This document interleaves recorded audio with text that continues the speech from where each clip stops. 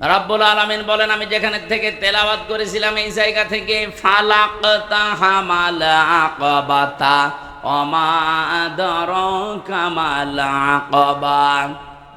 হে নবী, তারা গিরিপথ পাড়ি দিতে রাজি না। এদেশে অনেকেই শর্টকাটে সোজা জান্নাতে যেতে চায়। শর্টকাটে সোজা জান্নাতে যাওয়ার কোনো রাস্তা আল্লাহ কোরআনে দেয়নি, আল্লাহ আকাবাটা দিলেন। তারা গিরিপথ, দুর্গম পথ, এই কঠিন পথ পাড়ি দিতে এরা রাজি না। অথচ এই গিরিপথ পাড়ি দিয়ে আমি আল্লাহ জান্নাত রেখে দিয়েছি। বলেন সুবহানাল্লাহ। গিরিপথটা কি? যারা সত্যিই একেবারে শুরু থেকে শেষ পর্যন্ত কোরআন একবারও পড়েছে, তারা এই গিরিপথে পা বাড়িয়েছে। গিরিপথের বর্ণনা আল্লাহ দিচ্ছেন এই দুর্গম পথটার। 1 নম্বরে ফাক্ক রাকাবা। ফাক্কন মানে মুক্তি, রাকাবা মানে দাস। যারা দাস মুক্তির জন্য দুনিয়াতে কাজ করে, এই আয়াতের একেবারে শেষের দিকে পাবেন উলাইকা সাহাবুল মাইমানা। রব্বুল আলামিন বলেন, এই মানুষগুলোই সৌভাগ্যশালী, এরাই ডানপন্থী, এই মানুষগুলোই সফল হবে। তাহলে প্রথম কর্মসূচি, বাংলাদেশে যদি সফল হতে চান, খেরাতে যদি আপনি সৌভাগ্যশালী আল্লাহর দরবারে হতে চান, এই কর্মসূচি এই দেশে হাতে নেওয়া লাগবে। আর আমি কোরআনের সাথে মিলিয়ে দেখলাম বাংলাদেশ জামাত ইসলাম এটা হাতে নিয়েছে। ফাক্কু রাকাবা মানে কি বললাম? দাস মুক্তি। যেহেতু বাংলাদেশে দাস প্রথা নেই, তাহলে আয়াত কি করবেন? ওই জামানায় মানুষ বেচা কিনা চলতো, মানুষ মানুষকে দাস বানিয়ে রাখতো। এখন এই সিস্টেম নেই, কিন্তু এই আয়াতটা তো ব্যাখ্যা করা লাগবে। এখন ব্যাখ্যায় নিয়ে আসতে হলে এভাবে নিয়ে আসতে হবে আপনাকে। পৃথিবীতে মানুষ হয়ে যারা মানুষের দাসত্ব করে, মানুষের গোলামি করে, এখান থেকে যারা মানুষকে মুক্ত করে আল্লাহর গোলাম বানাতে চায়, আল্লাহর দাস বানাতে চায়, তারা এই দেশে সফল হবে। আর এটা বাংলাদেশ জামাত ইসলামী করছে। তারা চায় জমিন আল্লাহর, এখানে আইন চলবে আল্লাহর। সাফ কথা বলছি, বাংলাদেশে যারা আল্লাহর আইন বাদ দিয়ে মানুষের তৈরি করা আইন যারা কায়েম করতে চান, আপনি মরে গেলে জান্নাত পাবেন না, এটাই ফাইনাল। কারণ আপনি কোরআনের 918টা আয়াত মানেন না। কয়টা? 918টা আয়াত আপনি মানেন না। আলা লাহুল খালকু ওয়াল আমরু ইনিল হুকমু ইল্লা লিল্লাহ। এরকম 918 জায়গায় পড়া কোরআনে আমি পেয়েছি। যারা মানুষের তৈরি করা আইন কায়েম করার জন্য দল করেন, চেষ্টা করেন, আপনি জাহান্নামী, আর কারো ফতোয়া লাগবে না। এই যে কাদিয়ানীরা, এরা কি জান্নাতি না জাহান্নামী? বলেন বলেন। কেন? ওরা কোরআন শরীফ কি পড়ে না? ওরা কি নামাজ পড়ে না? কোরআনের 6666টা আয়াতের ভেতরে সবগুলোই তারা বিশ্বাসও করে, কম বেশি মানেও। শুধুমাত্র সূরা আহজাবের 40 নম্বর আয়াতের 4 ভাগের 1 ভাগ একটা শব্দ মানে না, বিশ্বাসও করে না, মানেও না। মা কানা মুহাম্মাদুন আবা আহাদিম মির রিজালিকুম ওয়ালাকির রাসূলুল্লাহি ওয়া খাতামান নাবিয়্যিন। ওরা বলে মা কানা মুহাম্মদ ঠিক আছে, আবা আহাদিম মির রিজালিকুম তাও ঠিক আছে, মানলাম। ওয়ালাকির রাসূলুল্লাহ এটাও ঠিক আছে, কিন্তু খাতামান নাবিয়্যিন উনি যে শেষ নবী এটা মানে না। ওরা বলে শেষ নবী আর একজন আছে, গোলাম মোহাম্মদ কাদিয়ানী। বলেন নাউজুবিল্লাহ। বিবেক যদি থাকে, যদি কুকুরে প্রসাব আপনার বিবেকে না করে, ভাবেন ওরা কোরআন শরীফের মাত্র একটা আয়াতের 4 ভাগের 1 ভাগ ওরা মানে না, এজন্য ওরা কাফের। কাদিয়ানীদের সাথে ছেলে মেয়ে বিয়ে দেওয়াও জায়েজ। বলেন বলেন। আর যেই লোকটা বলে যে এখানে জমিন আল্লাহর, কিন্তু আইন আমরা বানিয়ে চালাবো, সে কোরআনের 1 আয়াতের 4 ভাগের 1 ভাগ না, অলরেডি 918টা আয়াত সে মানে না। সে তো কাফেরের বাপ। বলেন। আমি আপনাকে বাঁচাতে চাই, আমার নিজের কোনো স্বার্থ এখানে নেই। কোরআনের চোখ হাদিসের চোখ লাগিয়ে দেখতে পাচ্ছে আপনি জাহান্নামে যাচ্ছেন, ফিরে আসেন। এরপরও যদি কারো মন মানসিকতার পরিবর্তন না হয়, আমির হামজা না, আমির হামজার বাবা না, আমার মনে হয় কাবার ইমাম যদি এখানে ওয়াজ করে আপনার কিছুই হবে না। নবীজির মুখে ওয়াজ শুনেছিল আবু সেহেল আর আবু বকর, দুইজনের নামের আগে আবু আছে। এক আবু কোরআন শোনার পরে জান্নাতি হয়ে গেছে, আবু বকর সিদ্দিক। আর এক আবু কোরআন শোনার পরে ওর ঈমান বাড়ে নাই, ওর শয়তানি বেড়ে অলরেডি জাহান্নামী হয়ে গেছে। কথা বলেন না কেন? প্রথম আবু হয়ে গেলেন সিদ্দিক, উনি তো আবু বকরই ছিলেন। সত্যকে সত্য শোনার পরে, জানার পরে যখন দ্বিধাহীন চিত্তে মেনে নিলেন যে না আমার কোনো প্রশ্ন নেই, নবীজি বললেন তোমাকে আজকে আমি আর খালি হাতে ফেরত দেব না। মেরাজের মতো এত বড় কঠিন কাহিনী যখন বিশ্বাস করে ফেলেছো, আজকে থেকে তোমার নামে একটা লকব লাগিয়ে দিলাম, তুমি শুধু আবু বকর না, আবু বকর সিদ্দিক। ও সিরাজগঞ্জবাসী, সত্যকে সত্য জানার পরে যারা সত্যিই মেনে নিতে পারে প্রশ্ন ছাড়া দ্বিধাহীন চিত্তে, তারা কিয়ামতের দিন আবু বকর সিদ্দিকের সাথে জান্নাতে থাকবে। আর যারা সত্যকে সত্য জানার পরও আবু সেহেলের মতো মানে না, ওই মানুষগুলো কিয়ামতের দিন জাহান্নামে থাকবে আবু সেহেলের সাথে। এদেশে কর্মসূচি সবার আছে কম বেশি, কিন্তু কোরআন কেন্দ্রিক এই 5টা কর্মসূচি জামাত ইসলামী বাংলাদেশে আছে। এরা চাই মানুষকে আমরা মানুষের তৈরি করা আইন থেকে, গোলামি থেকে মুক্ত করে আল্লাহর গোলাম বানাতে চাই। যদি এই কর্মসূচি জামাত ইসলামী বাংলাদেশে না থাকে, এই জামাত করারও দরকার নেই। এই কথা বলেন কেন? আমরা কোনো ব্যক্তির গোলাম হতে চাই, কোন দলের গোলাম হতে চাই? আমরা গোলাম হব কার? যেই দলের ভেতরে কোরআনে কারিমের বর্ণিত এই গুণগুলো আমরা পাবো, মাস্ট বি আবু বকরের মতো সেখানে যাব। তাহলে আজকে থেকে সিদ্ধান্ত আপনার উপরে। ৭৩টা দলের ভেতরে যারা আল্লাহর তৈরি করা আইন কায়েমের জন্য চেষ্টা চালায়, যারা মানুষকে দাস মুক্তি করতে চায়, মানুষের গোলাম থেকে আল্লাহর গোলাম বানাতে চায়, আপনি চোখ কান বুঝে তাদেরকে সাপোর্ট করবেন। যেই দল পাবেন এরকম সেই দলে যাবেন। আমি আপনাকে জামাত ইসলামী, ইসলামী ছাত্র শিবির, ইসলামী ছাত্রী সংস্থা করতে বলছি না, কিন্তু কোরআনে বর্ণিত এই নিয়মটা যেখানে পাবেন সেখানে যাবেন। আমি জামাতে পেয়েছি, জামাতে গেছি। কোন দলের ভেতরে এই কর্মসূচি আমি পাইনি। 2 নাম্বারটা কি? আও ইউতামুন ফি ইয়াউমিন যী মাসগাবা, যারা দুর্ভিক্ষের সময় মানুষের খাবার পৌঁছিয়ে দেয়, এই কর্মসূচিটাও বাংলাদেশ জামাত ইসলামীর হাতে আছে। এক কথা বলেন না কেন? এই 14 বছরে তো তারা দেখিয়েছে। এমনকি আগস্টের 5 তারিখের পরে দেখেন, এই যে ফেনীতে, কুড়িগ্রামে, নেত্রকোনায় কি অবস্থা তৈরি হয়েছিল। এদেশে তো কত দল আছে, কই কেউ তো এভাবে এগিয়ে গেল না। 65 বছরের মুরব্বী ডাক্তার শফিকুর রহমান এই পর্যন্ত পানির ভেতরে নেমে খাবার পৌঁছিয়েছে। এটাকে আমি বানালাম? বলেন বলেন। তে বাস্তবতা আমি যেখানে দেখতে পাচ্ছি যে কোরআনের সাথে এদের জীবন চরিত্র মিলে যাচ্ছে, সেটা বাদ দিয়ে আমি যাব কোথায়? খাবারের ব্যবস্থা করা লাগবে। দুর্ভিক্ষের সময় অসহায় মানুষ যারা, তাদের কাছে কত মানুষের ব্যাংকে টাকা ছাতা পড়ে যায়। 50 কোটি টাকা ব্যাংকে পড়ে আছে, কেন ওখান থেকে 5 কোটি টাকা একটু দুর্ভিক্ষের সময় ছড়িয়ে দেওয়া যায় না? কি করবেন টাকা নিয়ে? এখন যদি চোখ বন্ধ হয়ে যায়, এই টাকায় আপনাকে জাহান্নামে নেওয়ার কারণ হবে। আর না আপনাকে বলে করবো, আপনি তো জাহান্নামে বিশ্বাস করেন না, আপনি তো জাহান্নাম আছে এইটাই বিশ্বাস করেন না, আপনাকে বলে করব কি? আমরা যারা অন্তত বিশ্বাস করি তাদেরকে বলছি, এ জীবনে জীবন শেষ না, আর একটা কিন্তু বিশাল জীবন আসতেছে সামনে। ইয়াতীমান যা মাকরাবা, 3 নম্বরে যারা ইয়াতিম, যারা নিজের নিকটের ভেতরে যারা ইয়াতিম, এদের খোঁজ খবর রাখে।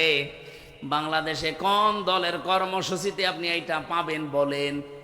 যদিও আমরা যারা জামাত ইসলামী করি এটা 100 ভাগ আমরাও মানতে পারছি না, কিন্তু আমরা চেষ্টা চালাই।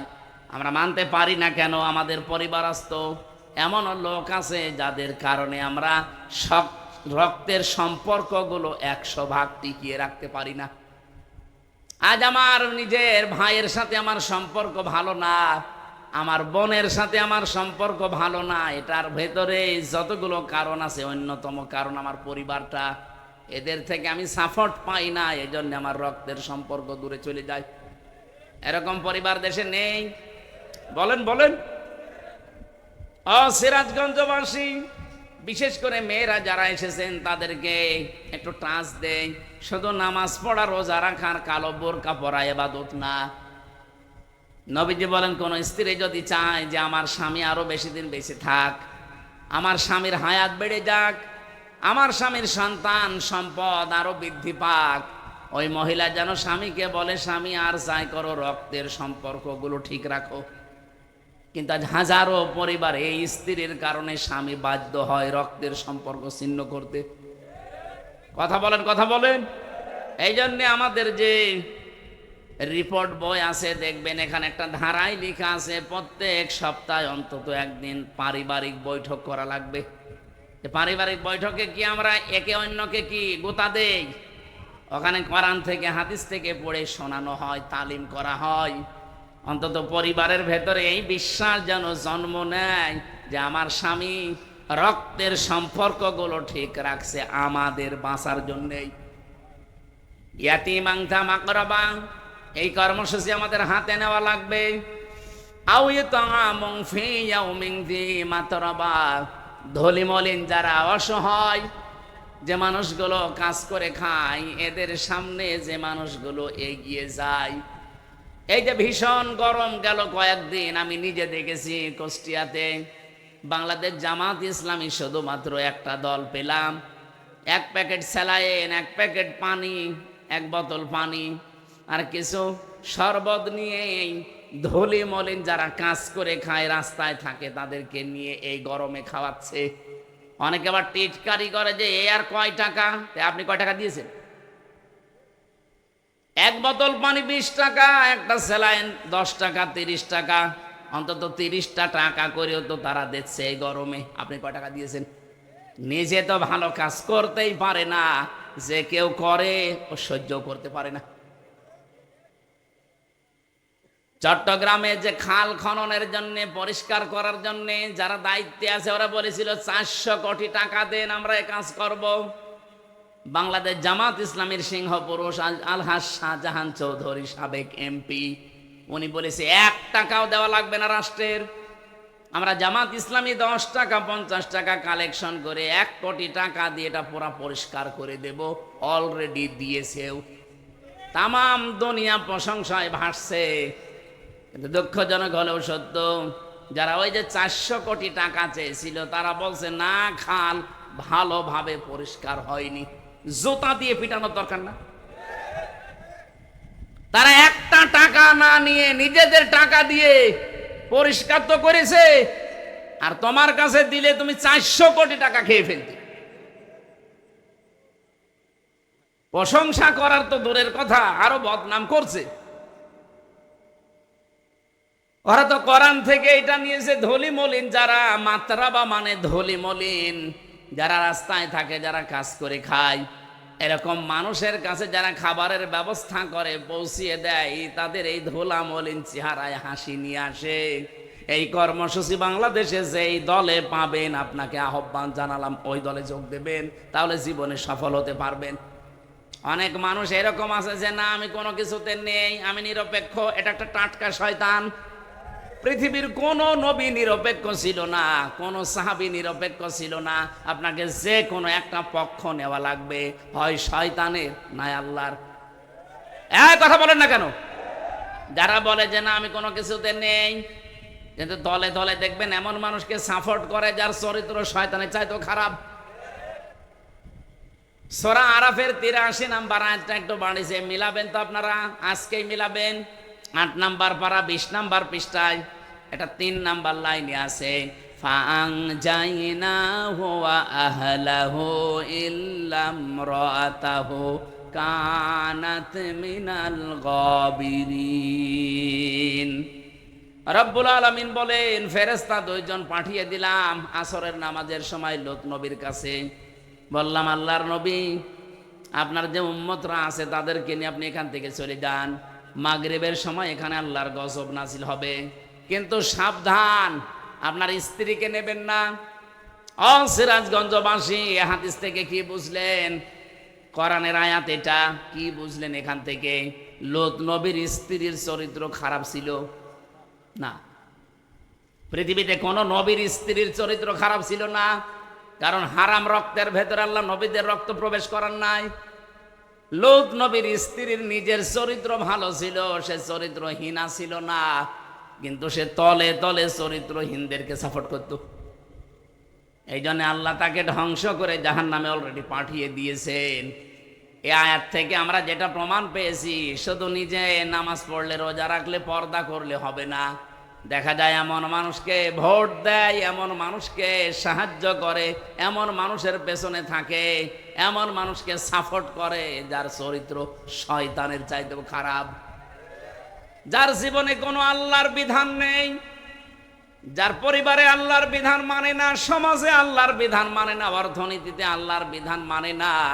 এরকম আল্লাহ বিরোধী সীমা লঙ্ঘনকারী মানুষকে আপনি সাপোর্ট দেন, আপনার অবস্থা লূত নবীর স্ত্রীর মতোই হবে। এই জন্য এটা দুনিয়ার কাজ মনে করে ছেড়ে যাওয়ার কোনো কারণ নেই, এটা আখিরাতের কাজ। মাইয়াশফা শাফাআতান হাসানাতান ইয়াকুল্লাহু নাসীবুম মিনহা আমাইয়াশফা শাফাআতান সাজ্জিয়াতান ইয়াকুল্লাহু কিফলুম মিনহা। এই পৃথিবীর ময়দানে কেউ যদি ভালো কোনো কাজে সুপারিশ করে, সাহায্য করে, ভোট দেয়, রায় দেয়, সমর্থন জানায়, পেছনে থাকে, ও লোকটা ভালো কাজ করে যা পাবে আপনি শুধু সুপারিশ করে তাই পাবেন। আল্লাযীনা ইম্মাক্কান্নাহুম ফিল আরদ আকামুস সালাহ 41 কোন ইমানদারকে যদি আল্লাহ চেয়ারে বসায়, তাদের প্রথম কাজই হবে তারা নামাজের বিল আনবে। আর আমরা জানি ওনারা এটা করবে। এতদিনে 54 বছর আমরা যাদেরকে পাঠিয়েছি, তারা সংসদের প্রথম অধিবেশনে বলেছে আমরা নামাজের বিল চাই। বলেন বলেন, কিন্তু ওনাদেরকে এটা পড়িয়ে দেওয়া ওনারা বলবে। স্পিকার যদি বলে ঠিক আছে হাত তোলেন দেখি, 300-র ভেতরে মাত্র 151 জন যদি হ্যাঁ বলে, হাত তোলে, ওইটা ওই দিন কায়েম হয়ে যাবে। 18 কোটি মানুষের জন্য আর ওয়াজ করা লাগবে না, ওই দিন থেকেই তারা নামাজ পড়তে বাধ্য। নামাজ শুধু ও পড়বে না, ওর বাপ পর্যন্ত পড়বে। আপনি ভোট দিয়েছিলেন জাহিদুল ইসলামকে মাত্র একটা, ওনার কারণে যদি নামাজের ওই বিল ওই দিন কায়েম হয়ে যায়, 18 কোটি মানুষের দেশে তখন নামাজ পড়বে। প্রতিদিন আপনি 18 কোটি মানুষের নামাজের সওয়াব পাবেন। সূরা নিসার 85 নম্বর আয়াতের ব্যাখ্যা এইটাই, মাইয়াশফা শাফাআতান হাসানাতান ইয়াকুল্লাহু নাসীবুম মিনহা। পক্ষান্তরে অমাইয়াকসিব, কোন মানুষ যদি পৃথিবীতে একটা খারাপ কাজে, অন্যায় কাজে, চরিত্রহীন মানুষকে সাপোর্ট দেয়, ওই লোকটা ক্ষমতা পেয়ে যত অন্যায় করবে আপনার আমল নামায় ঠিক ওইটা ফ্লাক্সি লোড হয়ে যেতে থাকবে। আমার বয়স এখন 33, 92 সালে আমার জন্ম, এখন চলছে 25। এই 33 বয়সে যদি আমি 33 মন গোনা করি, এই 33 মন গোনা যদি আমার মাথার উপরে আল্লাহ চাপিয়ে দেয়, মরণের পরে বিচার শেষ নাকি? না, মানে আমি 33 মন গোনা করেছি, 33 মন গোনার জন্য আল্লাহ চাপিয়ে দিল 33 মন, বিচার শেষ। কিন্তু কোরআনে কারীম জানাচ্ছে অন্য কথা, ওয়াহুম ইয়াহমিলুনা আওযারহুম আলা যুহুরিহিম আলা সামা ইয়াজিরুন। রব্বুল আলামিন বলেন, কিয়ামতের দিন ওই মানুষগুলো বোঝা সমূহ বহন করবে তাদের পিঠের উপরে। আল্লাহ ঝাড় না দিয়ে আওঝার দিয়েছেন। ঝাড় মানে বোঝা, আওঝার মানে বোঝা সমূহ, পাপের বোঝা। তাদের পিঠের ওপরে বহন করতে থাকবে, আর ফেরেশতারা দেখে দেখে বলবে কত নিকৃষ্ট বোঝা এ বহন করে নিয়ে যাচ্ছে। আমি এখান থেকে যে শিক্ষাটা তাফসির থেকে পেয়েছি, আমার নিজেরটাই বললাম। মনে করেন 33 বছর বয়সে আমি 33 মন গণা করেছিলাম, আল্লাহ আমাকে চাপিয়ে দিয়েছে। কিন্তু এমন এমন গনার কাছে আনসাম আমি দুনিয়ায় রেখে গেলাম, আমি মরে গেলাম কিন্তু গনা এখনো মরে যায়নি। আমি একটা বই লিখেছিলাম, আমি মরে গেছি কিন্তু বই তো মরে নাই। ওইটা দেখে যত মানুষ খারাপ হবে ওইটা পড়ে। এই যে হুমায়ুন আহমেদ একটা বই লিখেছিল, ওইটা দিয়ে সিনেমা তৈরি হয়েছে, পবিত্র ভালোবাসা। বিয়ের আগে যত সুন্দর ভালোবাসাই হোক ওটা পবিত্র থাকে, ভালোবাসা তো হবে বিয়ের পর। কিন্তু যারা বিয়ের আগে ভালোবাসা করে এটাকে পবিত্র রাখে না, অপবিত্র করে ফেলে। ওইটা দিয়ে সিনেমা বানিয়েছে একজন মুসলমান মেয়ে আর হিন্দু ছেলেকে দিয়ে। আমি উপন্যাসে পড়েছিলাম সেইটাই নাকি সিনেমা তৈরি করেছে। ওটা বিভিন্ন ভাষায় ডাবিং হয়ে বিভিন্ন দেশে মানুষ দেখছে। একজন মুসলিম মেয়েকে, বোরকাওয়ালা মেয়েকে, পর্দাশীলা মেয়েকে কি করে কালার করা যায় সেইটা লিখেছে। বলেন তো এই লোকটা মরে গেছে কতদিন আগে, কিন্তু এই বইটা তো মরে যায়নি। ওর লিখিত জিনিস নিয়ে যত রকমের কত কিছু তৈরি হবে। আর মুসলমানের ফরজ একটা বিধান পর্দা, এইটা নিয়ে বিশ্বের বিভিন্ন মানুষ খারাপ ধারণা করবে। উনি হয়তো 80 বছর বয়সে মরে গেছে, 80 মন গোনা ছিল ওনার। কিয়ামত আসতে আসতে 80 মন থাকবে না, 80,000 মন হয়ে যাবে। আমি তো বাংলাদেশে আয়াত পড়ার পরে দেখি বহু মানুষ এমন আছে নিজের জীবনে হয়তো 100 মন গোনা করেছিল, কিয়ামতের দিন 100,000 মন নিয়ে উঠবে। এই কারণে এই জন্য এমন মানুষকে সাপোর্ট করা ঠিক না, তার পেছনে থাকা ঠিক না। আপনি হয়তো মরে গেলেন, সেই লোকটাও মরে গেল, কিন্তু সে এমন এমন কাজের আঞ্জাম দিয়েছে। আমরা শুধু শুনি যে সাত গায়ে জারিয়া, না, শুধু সাত গায়ে জারিয়া নেই, গোনায় জারিয়া আছে। কি কথা বলেন? খালি মরে গেলে সাত গায়ে জারিয়া সব যেতে থাকে, সুবহানাল্লাহ আলহামদুলিল্লাহ পড়লাম। আরে ভাই, গোনায় জারিয়াও তো আছে। আমি এমন একটা দল তৈরি করলাম, আমি মরে গেছি কিন্তু দল তো মরে যায়নি। ওই দলে যারা আছে তারা সাদাবাজি করে না, এরকম দল দেশে নেই? আসতে বলেন।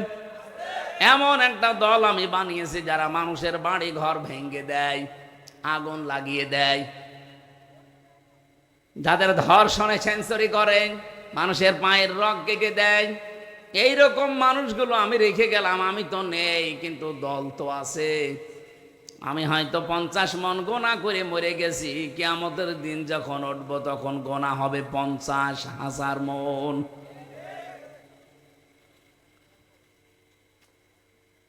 আমাদের উচিত এই মুহূর্তে আমাদের সিদ্ধান্ত পাল্টানো।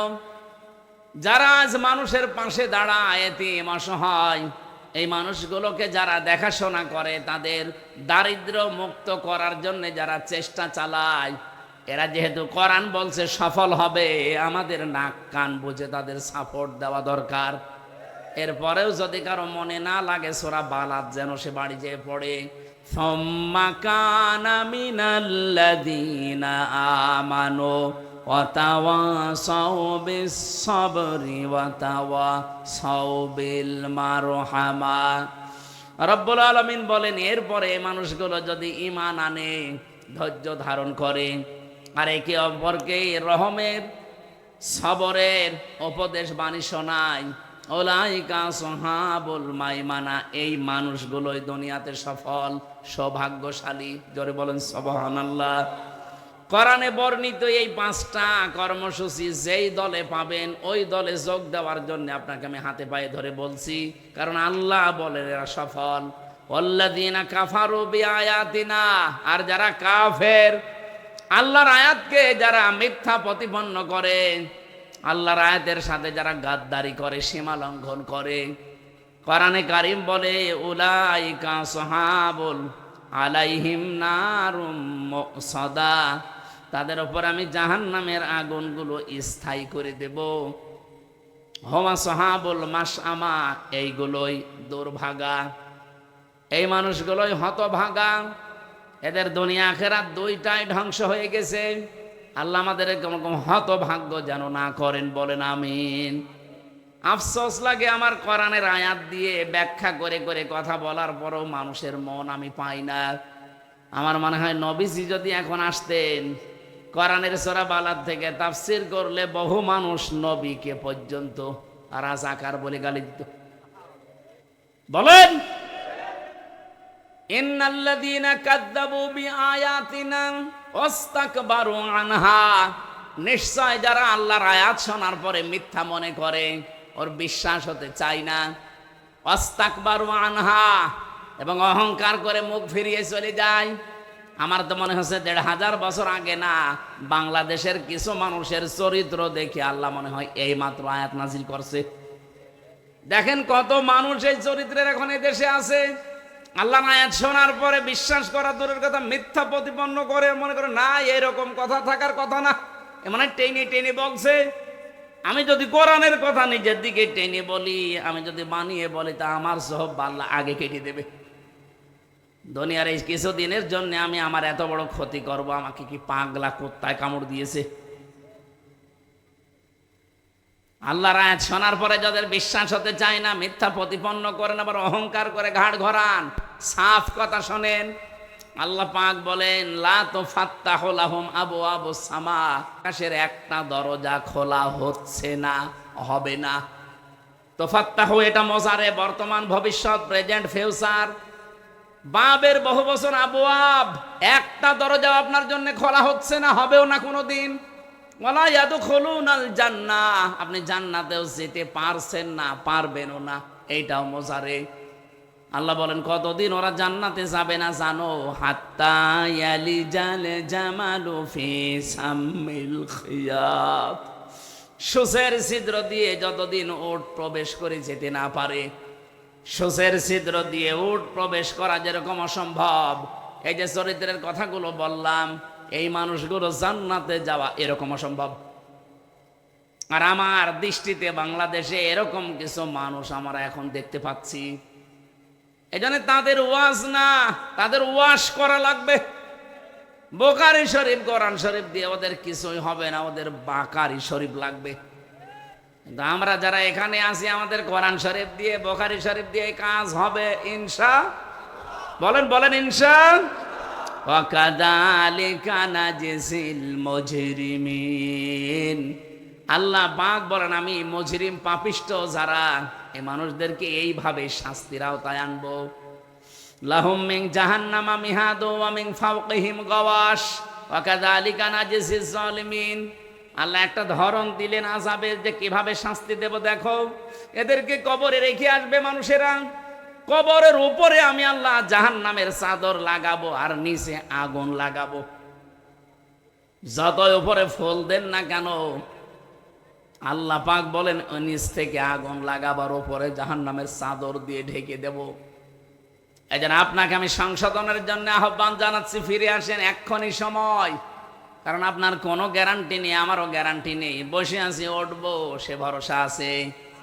এই মুহূর্তে কোরআনে বর্ণিত এই 5টা কর্মসূচি যেখানে পাবেন, ছুটে সেখানে যাবেন, সফল হতে পারবেন।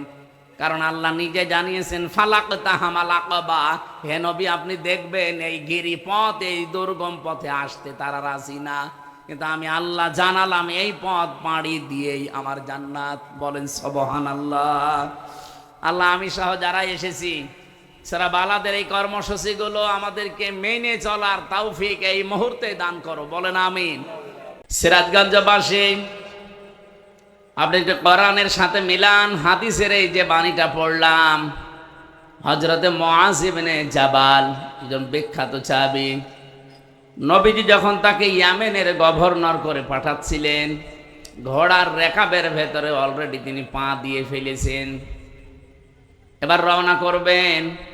নবীজি তাকে বললেন, তোমাকে একটা দেশের দায়িত্ব দিয়ে পাঠালাম, হাদিয়া তোফা তুমি গ্রহণ করতে পারবা ওই পর্যন্ত যতক্ষণ ওটা হাদিয়া থাকে। কিন্তু কোনো হাদিয়া তোফা যদি ঘুষের পর্যায়ে পড়ে, ওইটা আর নেওয়া যাবে না। কিন্তু আমি আশঙ্কা করছি যুগ জামানা এমন আসবে, অনেকেই বাধ্য হবে, তার প্রয়োজন, তার বাস্তবতা তাকে এই হাদিয়ার নামে ঘুষ খেতে। বলেন তো ১৫০০ বছর আগের কথা এখনো বাংলাদেশে মনে হয় নবীজি এইমাত্র বলে গেল। ওই সময় তিনি জানিয়েছিলেন, আলা ইন্নাল কিতাবা ওয়াস সুলতানা লা ইফতারিকান, সাবধান থাকবা, ভালো করে শুনবা, অতি শীঘ্র এমন একটা যুগ জামানা এসে যাবে যে জামানার মানুষেরা বলবে রাজ্য রাজনীতি আর কোরআন শরীফ আলাদা। বলেন কতদিন আগের কথা এটা, এখন বাস্তবে ১০০ ভাগ ফলে যাচ্ছে। উনি বলেছিলেন কিছু মানুষ এমন আসবে দেশে, তারা বলবে কোরআন আর রাজনীতি এটা আলাদা। সাফ কথা বলছি, যারা বলেন কোরআনের সাথে রাজনীতির কোনো সম্পর্ক নেই, আপনি যদি কোরআন বিশ্বাসও করে থাকেন আপনি মুনাফিক।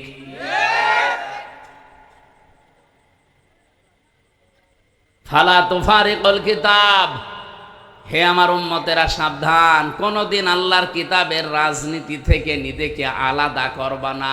একটা শব্দ যদি ভুল বলি, বানিয়ে বলি, কোনো আলেমকে নিয়ে এসে বসিয়ে রাখেন। নবীজি বলেছিলেন এমন সময় দুনিয়াতে আসবে, ওই জামানার মানুষগুলো এ কথা বলবে যে কোরআন শরীফ আর রাজ্য রাজনীতি এটা আলাদা। ফালা তুফারিকুল কিতাব, তোমাদের আদেশ দিলাম, ফালা কখনোই না, তুফারিকুল কিতাব, তোমরা কিতাবের রাজনীতি থেকে আলাদা হবা না। কারণ কোরআনের রাজনীতির বাইরে যারা রাজনীতি করে এরা দুর্নীতিবাজ। বাংলাদেশ জামাত ইসলামী থেকে 18 জন এমপি এই দেশে উপহার দিয়েছিলাম। এ পৃথিবী প্রমাণ করেই দিয়েছে 18 জনের জীবনে 1 টাকা দুর্নীতি পাওয়া যায়নি। এক কথা বলেন না কেন? 2 জন মন্ত্রী ছিল, অণুবীক্ষণ যন্ত্র দিয়েও খুঁজে চায় না, দুর্নীতি পায়নি। মাওলানা মতিউর রহমান নিজামী রহমতুল্লাহ আলাইহে, আল্লাহর এই শহীদ বান্দা মন্ত্রিত্ব চালিয়ে 36 টাকা বেঁচেছিল, রাষ্ট্রকে ফেরত দিয়েছে। বাংলাদেশের ইতিহাসে মনে হয় এই প্রথম। এর আগে কেউ দিতে পেরেছে? বলেন বলেন।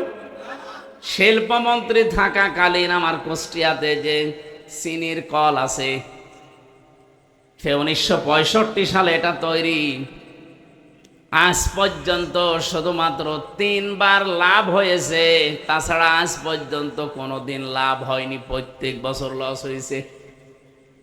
মাওলানা মতিউর রহমান নিজামী যে 3 বছর মন্ত্রী ছিলেন, শিল্পমন্ত্রী, ওই 3 বছর শুধু লাভ হয়েছিল।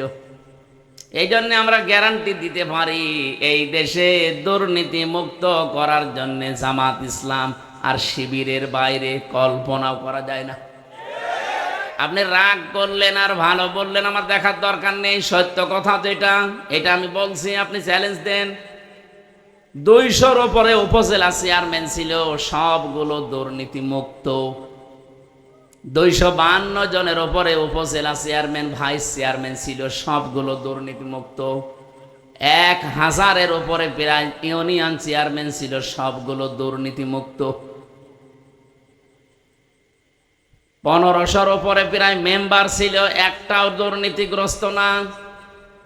আমি যে তালিকা বললাম বানিয়ে বলি না, এই সবগুলো দেখে দেখে বললাম।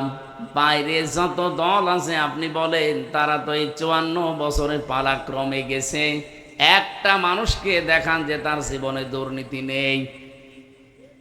আপনাকে এর চাইতে কি দেখানো লাগবে? এর চাইতে বেশি দেখাতে হলে আমার মানুষ দিয়ে হবে না, জিবরাইলকে নিয়ে আসা লাগবে। আমার যেদিন ঘোষণা হয় জানিয়েছে যে কয় টাকা নিয়ে এমপি হবেন, এমপি 5 বছর থাকার পরে ওই 1টা টাকাও বাড়বে না, বাড়লে খবর আছে। আপনি বাংলাদেশে 73টার উপরে দল আছে, 49টা শুধু নিবন্ধিত। শেষে আমাদের নিবন্ধন ফিরিয়ে দিয়ে 50টা হয়েছে। যতগুলো নিবন্ধিত দল, আমি চ্যালেঞ্জ দিলাম, যদি ঘোষণা দিতে পারে যে আমার দল থেকেও যদি কেউ এমপি হয়, মন্ত্রী হয়, 5 বছরে তার 1টা টাকা বাড়বে না, আরো কমে যাবে, আমার মনে হয় কোনো দল থেকে এমপি দাঁড়াবেই না। চিন্তা করবে ছাতা করে করব কি? আমি আসি এ রাস্তায় 10 কোটি টাকা খরচ করে 100 কোটি টাকার মালিক হওয়ার জন্যে। আরে কে ঘোষণা দিল যে একটা টাকাও নাকি বাড়বে না? ও ছাতা আমার দরকার নেই, আমি সুবহানাল্লাহ জিকির করি। এই ময়দানগুলোতে সত্যি করে বলছি, আমরা কোরআনের কথাগুলো সঠিকভাবে না বলতে বলতে আমাদের অভ্যাসই হয়ে গেছে।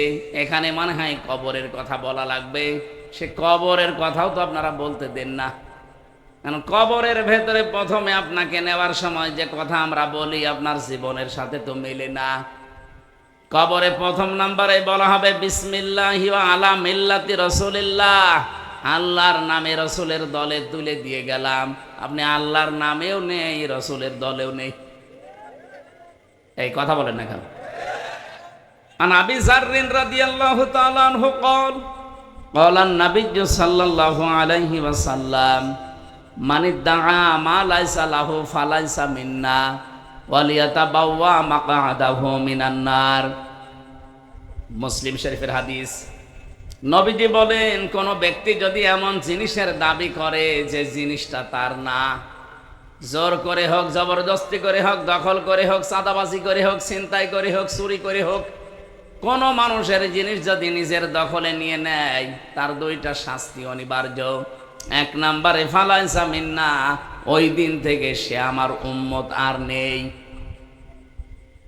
সিরাজগঞ্জবাসী বিবেক দিয়ে একটু চিন্তা করেন, আগস্টের 5 তারিখের পর থেকে এই দেশে কত মানুষ এমনও জিনিসের মালিক হয়ে গেছে যে জিনিস তার না। কথা বলেন।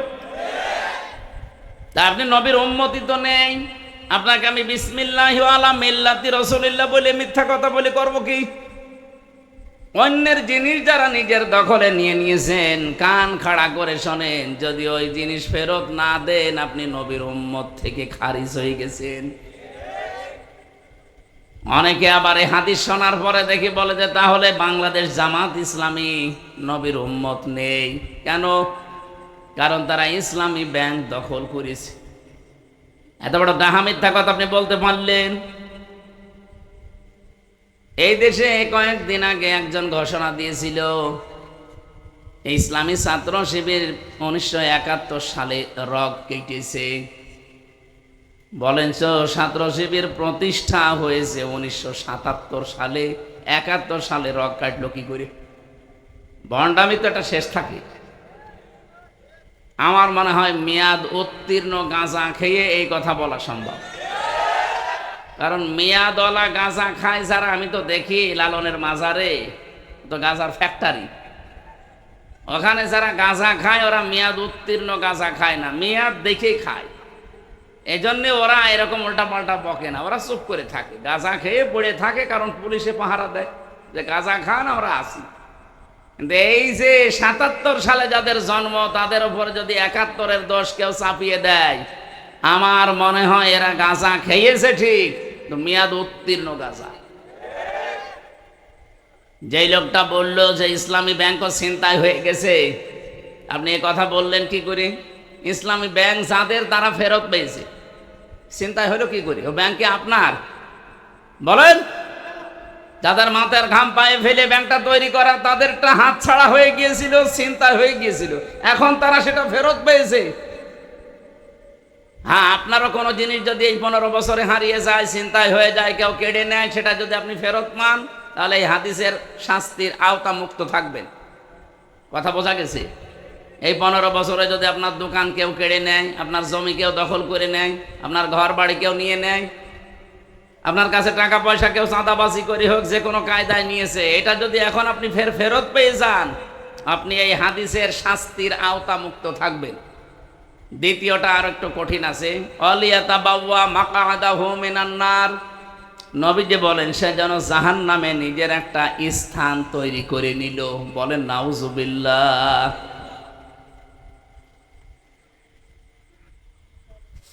সিরাজগঞ্জবাসী যে তালিকাটা বললাম, বলেন তো এই মানুষগুলোকে দুর্নীতি মুক্ত করার জন্যে জামাত ইসলামী বাংলাদেশ তাদের পেছনে কি লোক সেট করে রেখেছিল? একটার পেছনেও একটা লোক সেট করা ছিল না।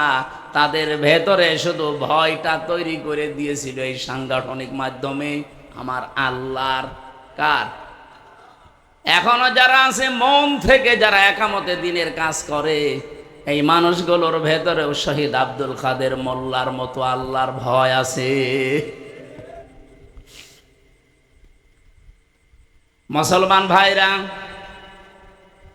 যেখানেই যায়, এতদিন পর্যন্ত কথা আসতো না, এখন কিছু মানুষের মুখ দিয়ে দেখি বের হয় যে ওয়াজ মাহফিলে, তাফসির মাহফিলে যেন রাজনৈতিক কথা বলা না হয়।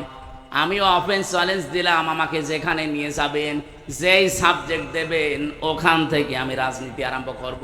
আপনি বাধা দেন দেখি।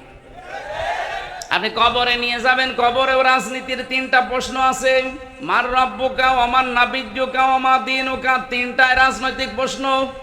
আপনি নিয়ে যাবেন কোথায়? যদি জন্মে নিয়ে যান, জন্মেই আমি রাজনীতি আরম্ভ করব, কারণ সর্বপ্রথম জন্ম নিলেই বলা লাগবে আল্লাহু আকবার। এর চাইতে বড় রাজনীতি কি আছে? এখন যদি বলেন আমি মরণে নিয়ে যাব, মরণেও রাজনীতি আছে, কারণ মরণের জীবনের শেষ কথা আপনাকে বলা লাগবে লা ইলাহা ইল্লাল্লাহ। এর চাইতে বিপ্লবাত্মক কথা পৃথিবীতে আর নেই। আপনি ঘোষণায় দিয়ে গেলেন যে দুনিয়ায় কাউকে মানি না আল্লাহ ছাড়া। সুবহানাল্লাহ বলতে পারেন না? আপনি নিয়ে যাবেন কোথায়? বিয়েতে নিয়ে যাব, বিয়েতেও রাজনীতি আছে কি নেই? আপনি যখন বলেন যে কবুল, কবুল বলার সঙ্গে সঙ্গে একটা মেয়ে লোকের যত রকমের দায়িত্ব সব আপনার ঘাড়ে এসে যায়। আল্লাহ রাব্বুল আলামিন বলেন, কোন মানুষ যদি মুসলমান হতে চায়, সেও কিন্তু একটা কবুল বলে লা ইলাহা ইল্লাল্লাহ। এই কথার ভেতরে আপনি কয়েকটা জিনিস পাবেন। আমানতু বিল্লাহ কামা হুয়া বিআসমাইহি ওয়া সিফাতিহি ওয়া ক্বাবিলতু জামিআ। আমি কবুল করে নিলাম আল্লাহর যত বিধান আছে সব। রাজনীতি নেই কোথায়? রাজনীতির বাইরে কোরআন শরীফে আপনি কথাই পাবেন না। তাফসির মাহফিল লিখে দিয়েছেন, আবার বলেন রাজনীতি করবেন না। কোরআনের বাইরে যদি আমি কোনো কথা বলি, ওটা তো আর রাজনীতির বাইরে গেলে দুর্নীতি হয়ে যায়। অন্য বছরের কথা বাদ দিয়ে এই 15 বছরের হিসাব করে বলেন, যারা কোরআন বাদ দিয়ে রাজনীতি করেছে তাদের জীবন পুরাটাই দুর্নীতিগ্রস্ত। ভূমি মন্ত্রী ছিল একজন, 620টা বাড়ি বানিয়েছিল। কয়েকদিন আগে আমি মালয়েশিয়া গিয়েছিলাম, যে হোটেলে উঠলাম, নিচে নেমে দেখি শয়তান বসে আছে। আমারে দেখে বলছো, হুজুর আমি আগেই পালিয়েছি। আপনি পালালেন কেন? আপনার না শুনেছি 620টা বাড়ি আছে, কিন্তু আমি থাকতে পারি না। মালয়েশিয়াতেও আমার সাহেব পাড়ায় ঘর আছে, বাড়ি আছে, কিন্তু তালা লাগানো। আমি যাব কি করে? কারণ এই দেশে 20 লাখ বাঙালি আছে। যদি আমারে পাই, ভর্তা বানিয়ে ফেলবে। এই জন্য আমি চুরি করে আসি। এই হোটেলে থাকি, আমি নামিও না, মাঝে মাঝে নামি, আবার চলে যাই ঘরে। আমি মনে হয় যে জেলখানায় আছি। আমারে বলছে কাউকে কিছু বলবেন না, শুধু দোয়া করবেন। তা আপনার জন্য আমার দোয়া আসবে।